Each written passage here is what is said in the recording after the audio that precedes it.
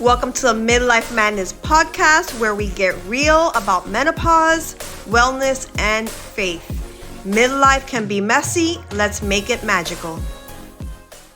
Welcome back to Midlife Madness, wellness, faith, and menopause. So today's topic is tough to talk about.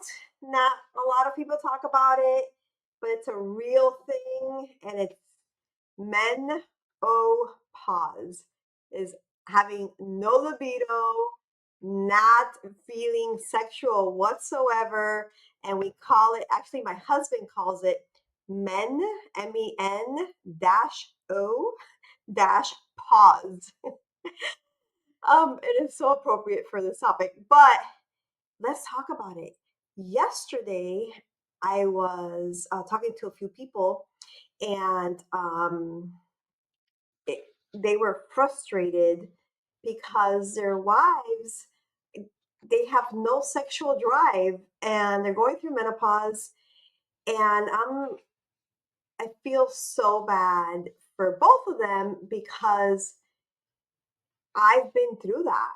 Like, I have gone through the process of like my libido being down in the dumps, non-existent, zero desire, like non-existent. And that's part of the perimenopause that I'm going through.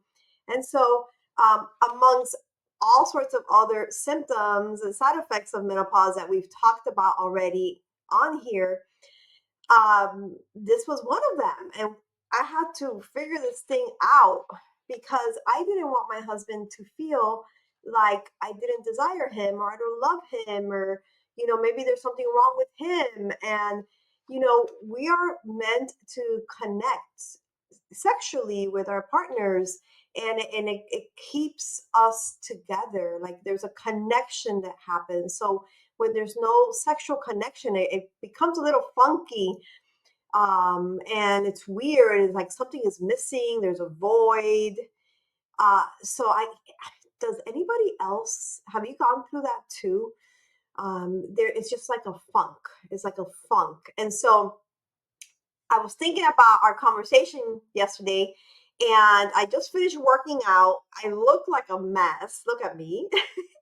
I just threw a little bit of gloss on, and I'm like, we're going to jump on here. We're going to talk about this because this is an issue, and it's not only me, and it's not only my friends. This is an issue, I'm sure, across the board. I've talked to many clients that have gone through it or is going through it, and let's talk about it. So why is this happening?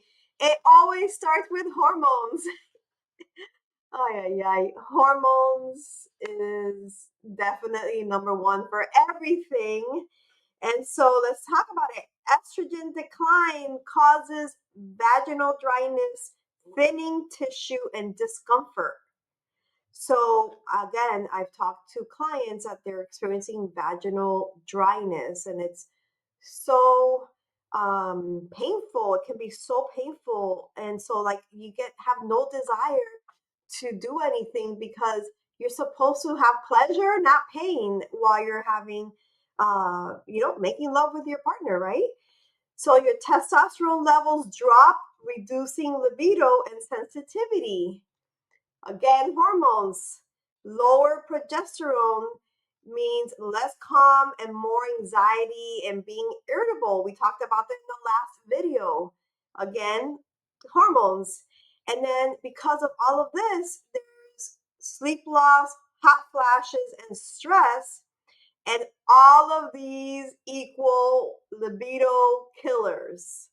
So if any men out there is watching this or hearing this, like, exercise some grace towards your wife or your partner, because this is hormonal. It's not because we don't want to, it's because we have some funky changes going on inside of us, and it's just not naturally coming out that we want to, have intimacy with our partner. And it's not the partner, it's all of these crazy things that are happening inside of us, but there are things that we can do to help it. Let me give you some stats.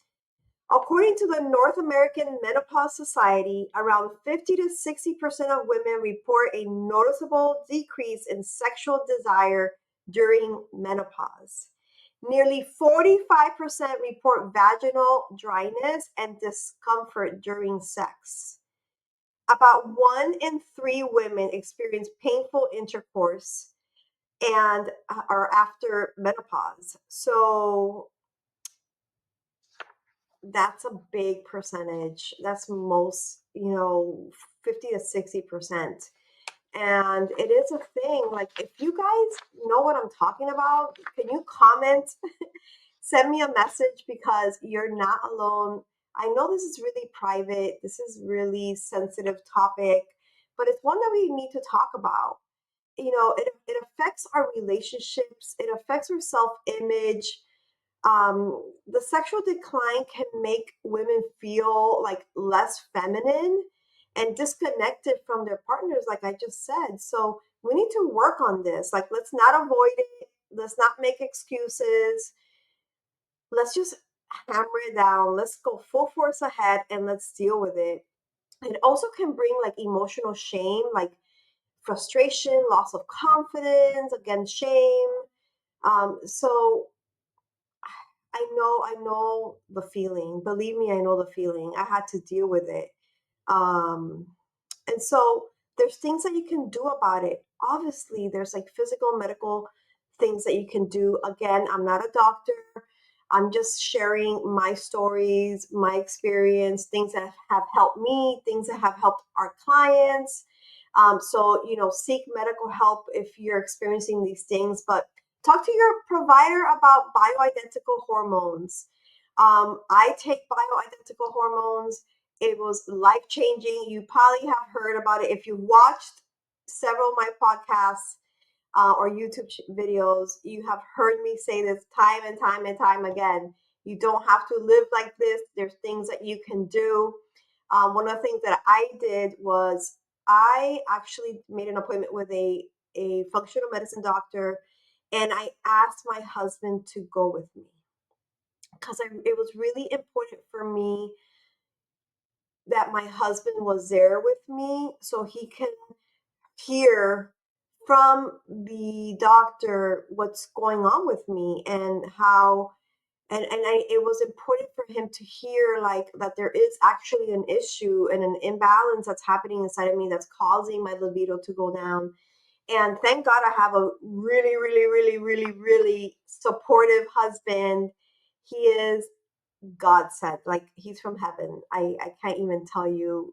If some of you guys out there know him, you know what I'm talking about. I am super blessed to have the husband that I have. But I wanted to him to have an understanding of everything that I'm going through. Like when I was telling the doctor all the things that I was going through, whether it's sexual, whether it's pain, whether it's like all the things that comes with perimenopause and the hormonal imbalance. I wanted him to hear that. And then I also wanted him to hear what the doctor said about it. And he confirmed that I'm definitely in perimenopause, and this is why this is happening and this is what you can do about it. So if you have a husband, a partner, it's a good idea for you to take them with you. So what can you do to help? Talk to your provider about the bioidentical hormones. Also, there's vaginal moisturizers and lubricants that you can use. They're water or silicone based. It's no shame in the game. Okay, go buy these things. Help yourself to do this thing. Like, it's okay to do that. Regular movements and pelvic floor exercises help increase blood flow to the area. So do pelvic floor exercises. It actually does help the circulation down there. And so that's helpful if you want to increase your libido and get back to it. There's lifestyle shifts that you can do as well, like manage stress. Too much cortisol shuts down desire. So again, hormones, cortisol levels, stress causes you to not want to be intimate, and it lowers your desire. So like you have to manage your stress, guys. You have to take the time and energy and do the things that causes your stress levels and your cortisol levels to go down. Nourish your body with anti-inflammatory foods. So nourish your body with anti-inflammatory foods, which are nothing processed, no high sugar. What's inflammatory to our bodies? Sugar and processed foods. Eat whole foods. There's also anti-inflammatory foods that you can eat as well. If you need a list of those, contact me and I'll be more than happy to help you with that.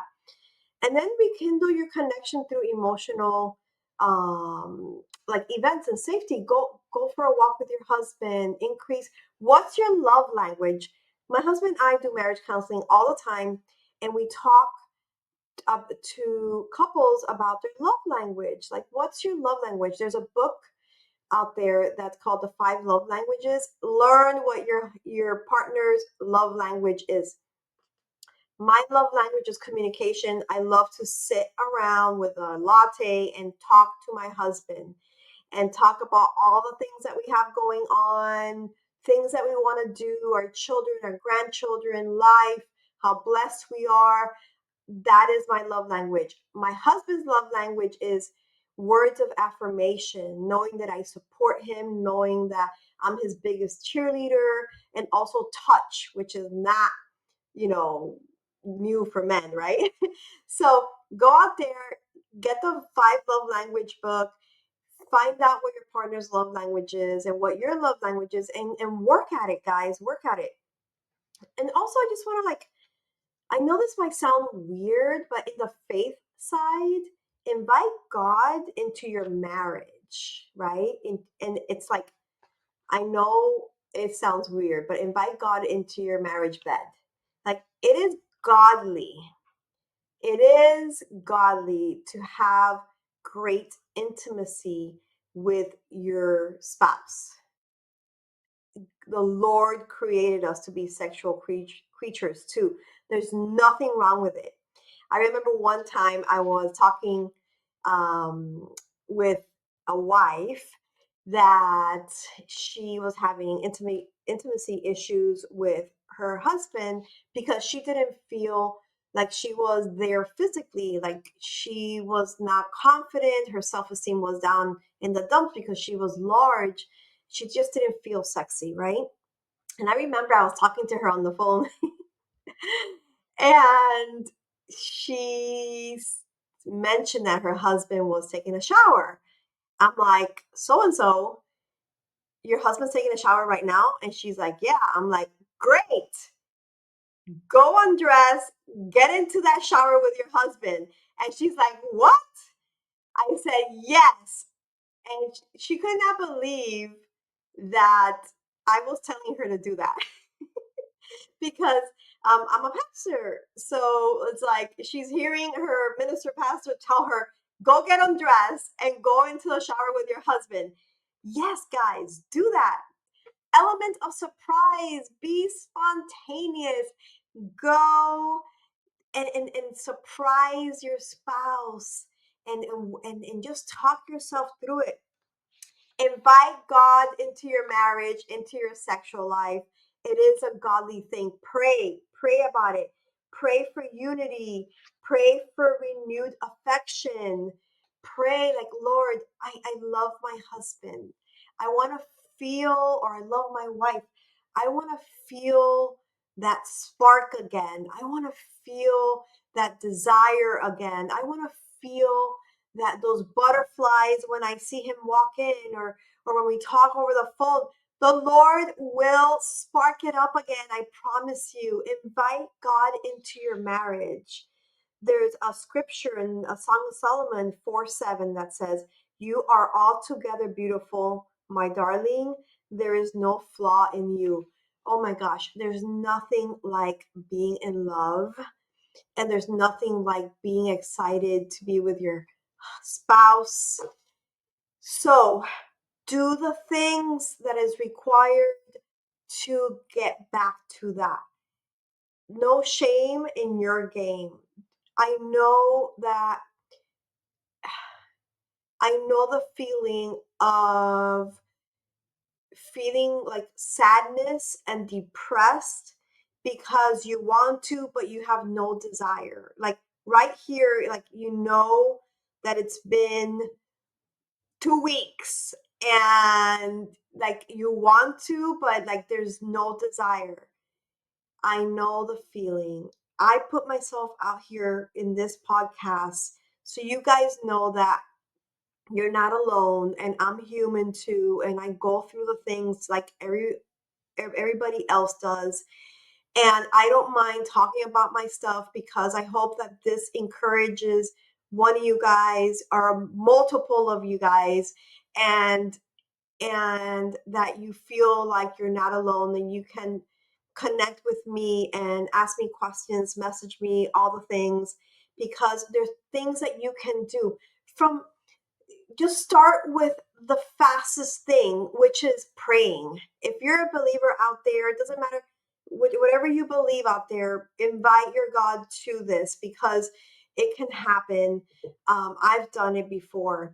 Also, go to a functional medicine doctor, check your hormone levels, get them balanced, get your mojo back, get your sexiness back. If you're overweight and you don't feel sexy, take care of that. Call me, message me. You know I own a weight loss center. I've helped thousands upon thousands upon thousands of people meet their body goals. That will bring your sexy back. Do the things that is required to bring your sexy back. I hope that I gave you enough tips for you to start working at it and live life, guys. Like we have one life. Like live life loving, with intimacy, with all the things, because we were created to do that. And so run after it hard, do the work, okay? I hope this was um, really helpful. And I'm so happy that I get to talk about these weird, you know, sometimes embarrassing topics because we need to. We need to talk about it. Anyways, I am so happy that I get to do this and I get to do this with you. Subscribe to my channel, follow me on Instagram, and let's talk about all of these things. Till next time, I am going to dig in deep and find the most awkward and weird topics to talk about because we need to do it. We need to do it. So go get your sexy on. I hope that this was helpful, and I'll see you next time.